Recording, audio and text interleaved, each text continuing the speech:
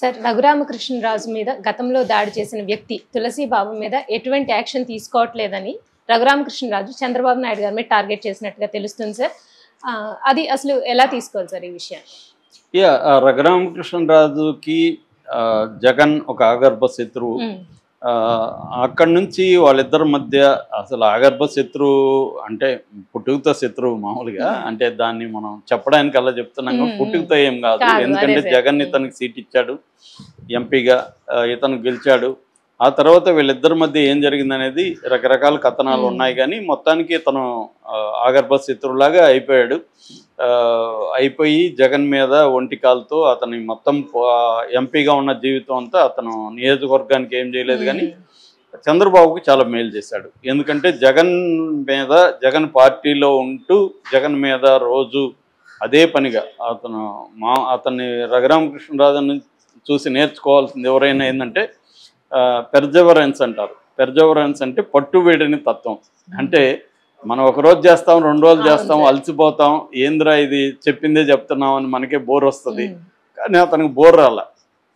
దాదాపు 4 ఏళ్ల పాటు రోజు అతను చెప్పిందే చెప్పడం, జగన్ని తిట్టడం తప్ప వేరే స్కీమ్ వేసుకోలేదు. మరి అంత కసి ఉందా అతనికి, లేకపోతే అంత పట్టుదల ఎట్టొచ్చింది? ఆశ్చర్యమే. అది ఎవరైనా కూడా సైంటిస్టులు కూడా పరిశీలించాలి. రఘురామకృష్ణరాజు విషయంలో అది గ్రేట్ అనమాట.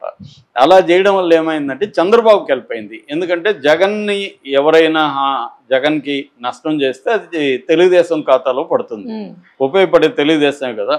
ఆ విధంగా రఘురామకృష్ణరాజు చంద్రబాబుకి బాగా హెల్ప్ అయ్యాడు కాబట్టి రఘురామకృష్ణరాజుకి చంద్రబాబు కూడా హెల్ప్ చేశాడు. నిజానికి జగన్కి రఘురామకృష్ణరాజుని ఏం చేయాలో తెలియట్లేదు. ఒక కొరకరాని కొయ్యి అంటారు, అలాగా కొరకరాని కొయ్యిగా రఘురామకృష్ణరాజు మారిపోయాడు. పవర్లో ఉండొచ్చు జగన్, కానీ అతన్ని ఏమీ చేసుకోలేని ఒక పరిస్థితిలోకి జగన్ని నెట్టేశారు.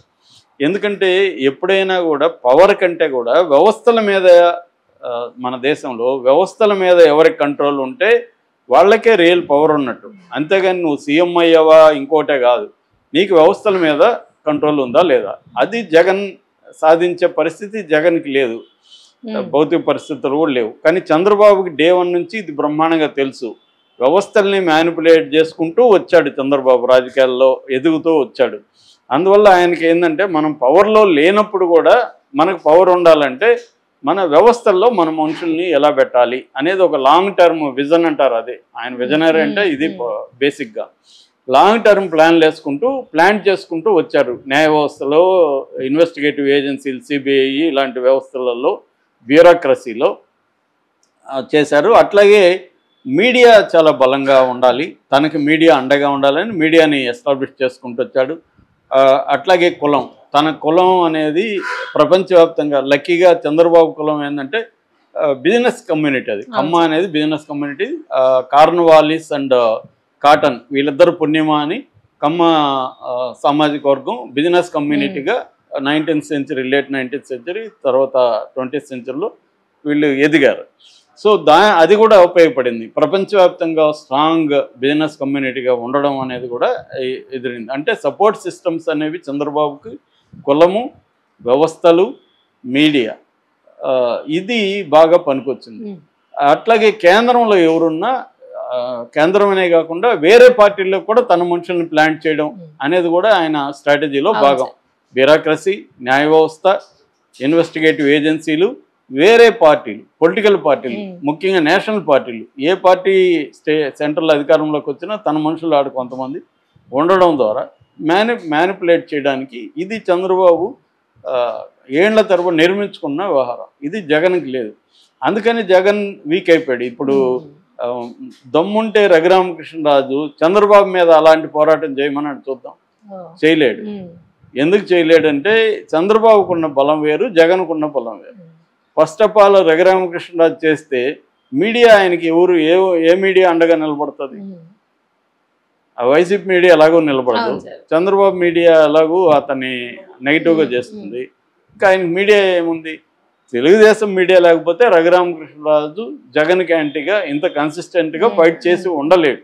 ఎందుకంటే ఈయన ఎప్పుడు మాట్లాడినా వాళ్ళ గంటల సేపు మీడియా లైవ్లో పెట్టేది. ఎప్పుడు మాట్లాడినా అది ప్రైమ్ టైమా ఇంకో టైమా కదా, అది రఘురామరాజు టైం. రఘురామరాజు చెప్పితే ఇంకా ఆయన టైం ఇంకే టైం ఉండదు, అలాగే ఎవరు చేయలేరు. సో ఇది ఈ నేపథ్యం అర్థం కాకపోతే మనం రఘురామకృష్ణరాజు బలాలు బలహీనతలు అర్థమవుతుంది. అందుకని ఇప్పుడు ఆయన ఒక్కోసారి ఏమనుకోవచ్చు, ఇదంతా నా బలం అని కూడా ఆయన నమ్మచ్చు, కానీ ఆయనకు కూడా తెలియదని నేను అనుకోవట్లేదు. ఆయన సక్సెస్ఫుల్ వ్యాపారవేత్త, 7-8 రాష్ట్రాల్లో సక్సెస్ఫుల్గా వ్యాపారాలు ఉన్నాయి ఆయనకి. సో ఈ నేపథ్యంలో ఫైనల్గా రఘురామకృష్ణరాజు కోరుకున్న ఎంపీ సీట్ ఇవ్వాలి, ఎందుకంటే ఆయనకి ఎంపీ కావాలి. ఎందుకు, తన 7-8 రాష్ట్రాల్లో వ్యాపారాలు ముఖ్యం, ఆల్రెడీ ఆయనకి సిబిఐ కేసులు ఉన్నాయి, ఇవన్నీ డీల్ చేసుకుంటూ ఉండాలంటే ఆయనకి ఢిల్లీలో ఉండాలి. కానీ చంద్రబాబు ఆ విషయంలో ఆయనకి గట్టిగా నిలబడి చేయలేదు. చంద్రబాబు చేయకపోవడం వల్ల తనకు అసంతృప్తి వచ్చింది, కొంత మాట్లాడాడు యాంటీగా కూడా అప్పట్లో. అయినా కూడా ఆయన ఏం చేయలేడు. మాట్లాడడం వల్ల నష్టం తప్ప లాభం లేదని ఆయనకు కూడా తెలుసు. జగన్ విషయంలో లాభం ఉంది, ఎందుకంటే ఇటు రావచ్చు, బీజేపీతో పరిచయాలు ఉన్నాయి, కానీ ఇక్కడ అది లేదు కదా. అందుకని ఆయన ఏం చేశాడంటే కొంత చంద్రబాబుతో లోకేష్తో అనుకూలంగా ఉంటూ మొత్తానికి ఎమ్మెల్యేగా అయ్యాడు. ఎమ్మెల్యేగా అయినప్పటి నుంచి కూడా ఆయన స్పీకర్కి కన్నేశాడు, కానీ చంద్రబాబు ఆ పని చేయలేదు, స్పీకర్ని వేరే ఆయన పెట్టారు. దాని తర్వాత మంత్రిగా ఇస్తారేమో చిత్రీకోటలు అనుకున్నారు, అది కూడా ఇవ్వలేదు. చివరికి చంద్రబాబు కనీసం అదేదో అంటారు, కంటి తుడుపు చర్యగా అన్నట్టు, కంటి తుడుపు అని కాదు, అదే కంటి తుడుపు అని కూడా కాదు, కానీ కన్ను గుడ్డిదయ్యి ప్రాణం మిగిలింది అంటారు కదా, సామెత నాకు కరెక్ట్. కన్ను పోతే పోయింది కానీ కనీసం ప్రాణమైన, అలాగా ఆయనకి మొత్తానికి ఒక పదవి అయితే ఇచ్చాడు. ఇప్పుడు ఏంటంటే ఆయనకి కక్ష తీర్చుకోవాలా, పవర్ వచ్చింది కాబట్టి జగన్ మీద కక్ష తీర్చుకోవాలి. జగన్ మీద తీర్చుకోవాలంటే ఆయన దగ్గర ఉన్న ఆయుధం ఏంటంటే, గతంలో ఏపీసీఐడి వాళ్ళు తను తీసుకెళ్లి కొట్టారని అప్పుడు ఆరోపించారు. అది కోర్టులో ఏమి ఫైనల్గా ప్రూవ్ అవ్వలేదు, ఇంకా ఏం జరగలేదు. ఇప్పుడు మన గవర్నమెంట్ ఉంది కాబట్టి ఎవరైతే కొట్టారో సిఐడి వాళ్ళు కొట్టారో లేదు తెలియదు, కొట్టారని ఆరోపిస్తున్న వ్యక్తి కాబట్టి వాళ్ళందరినీ సస్పెండ్ చేసేయాలి, వాళ్ళందరినీ జైల్లో పెట్టాలి అనేది ఈయన ప్లాన్. అందుకని కంప్లైంట్ ఇచ్చారు జూన్లో గుంటూరులో, వాళ్ళ మీద కేసులు పెట్టారు. వాళ్ళల్లో కొంతమంది బెయిల్ తెచ్చుకున్నారు, కొంతమంది ఏం తెచ్చుకోలేదు. కానీ చంద్రబాబు వాళ్ళని ఎవరిని అరెస్ట్ చేయట్లేదు, సునీల్ కుమార్ని చేయట్లేదు, పిఎస్ఆర్ ఆంజనేయులు ఈయన పెట్టిన వాళ్ళు అంటే Sunil Kumar, P S R Anjaneyulu, A1 A2 Jagan A3 ఇలాగ ఉన్నారు. వాళ్ళల్లో ఇప్పుడు వాళ్ళని ఎలాగో సస్పెండ్ చేయట్లేదు. ఆ కోపం చంద్రబాబు మీద ఈయనకుంది. ఇప్పుడు ఏంటంటే తులసిబాబు అనే వ్యక్తి ప్రైవేటు వ్యక్తి, ఇతనికి ఏపీసీఈడికి సంబంధం లేదు. అతను వచ్చి తన గుండెల మీద కూర్చొని తనని కొట్టాడనేది తన ఆరోపణ. కొట్టాడు లేదనేది కోర్టు తేలాలి. అతనికి సిఐడికి ఉన్న సంబంధం ఏంటంటే, సిఐడి వాళ్ళు ఏ కేసు పెట్టినా ఇతను వెళ్ళి కోర్టులో సిఐడి న్యాయ సలహాలు ఇచ్చేవాడు సిఐడికి. అందుకని 48 లక్షలు సిఐడి ఇతనికి ఇచ్చింది అనేది ఇప్పుడు రఘురామకృష్ణరాజు చెప్తున్నాడు. సో దీన్ని 48 లక్షలు ఎందుకు ఇచ్చింది, సో ఇది అక్రమం, అవినీతి జరిగింది, దీని మీద ఈ ప్రభుత్వం చర్య తీసుకోలేదు కాబట్టి నేను ఏసీబీకి లెటర్ రాస్తానని అంటున్నాడు.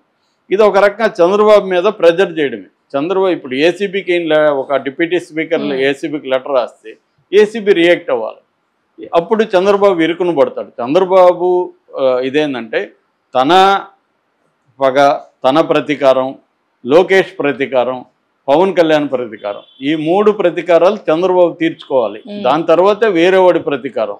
రఘురామకృష్ణరాజు రివెంజ్ని చంద్రబాబు తన రివెంజ్గా ఫీల్ అయ్యి చంద్రబాబు చేయాలనేది రఘురామకృష్ణరాజు కోరిక. చంద్రబాబుకి ఎందుకు ఉంటుంది అది? చంద్రబాబు రివెంజ్నే చంద్రబాబు తీర్చుకోలేకపోతున్నాడు. సొంత కొడుకే డిప్యూటీ సీఎం చేసుకోలేని పరిస్థితిలో చంద్రబాబు ఎప్పుడూ లేనంత వీక్గా, ఆయన కెరీర్లో ఎప్పుడూ లేనంత వీక్ సీఎంగా చంద్రబాబు ఉంటున్నాడు. దానికి పరిస్థితులు అలా ఉన్నాయి. మనం చంద్రబాబుని కూడా ఏమన్నా, ఆ ప్లేస్లో నేనున్నా మీరున్నా అలాగే ఉంటుంది. ఒక్కోసారి పరిస్థితులను బట్టి మన బలం ఉంటుంది తప్ప మన సొంత బలం పనిచేయదు. అలాగే చంద్రబాబు ఉన్నప్పుడు ఈయనొచ్చి నువ్వు నా రివెంజ్ని నువ్వు తీర్చు ముందుగా అంటే ఎలా అవుతుంది? అందుకని చంద్రబాబు కొంత దాన్ని ఏమంటారు, పోస్ట్ పోన్ చేస్తున్నాడు, తాచారం అంటారు మా భాషలో, అలాగే తాచారం చేస్తున్నాడు. కానీ ఈయనకి కోపంగా ఉంది, ఏంది అర్జెంటుగా నా పగ తీరట్లేదు. పైగా ఈ తులసిబాబు ఎవరు? తులసిబాబు గతంలో వెనిగండ్ల రాముకి ప్రత్యేక అనుచరుడు. వెనిగండ్ల రాము ఎమ్మెల్యే, తెలుగుదేశం ఎమ్మెల్యే గుడివాడ నుంచి. ఇప్పుడు వెనిగండ్ల రాముకి అనుచరుడు ఆత్మ ఇలాంటివంతా చెప్తున్నారు. ఆయన మీద చర్య తీసుకుంటే వెనిగండ్ల రాము కోపం వస్తుంది, చంద్రబాబు ఉన్న పరిస్థితి. ఈయనేమో వాడి మీద ఇప్పుడే ఇమ్మీడియట్గా చర్య తీసుకోండి అంటున్నాడు. సో ఇది విత్ ఇన్ ద తెలుగుదేశం పార్టీలో ఇబ్బంది. నిజానికి ఈయన తెలుగుదేశం పార్టీ వ్యక్తి కాదు. వెనిగండ్ల రాము ఏంటంటే ఎన్ఆర్ఐ ఎప్పటి నుంచో ఫండ్స్ పెట్టి ఆయన ఇస్తున్నాడు, ఖర్చు పెట్టుకున్నాడు. గుడివాళ్ళు నాని లాంటి వాడిని ఓడించాడు. అందువల్ల వెనిగండ్ల రాము వెరీ ఇంపార్టెంట్ ఫర్ చంద్రబాబు. అలాంటి వెనిగండ్ల రాము కోపం తెప్పించి ఈయన ప్రతీకారం చంద్రబాబు ఎందుకు తీరుస్తాడు? అది ఆయన కోపంగా ఉంది. అందుకని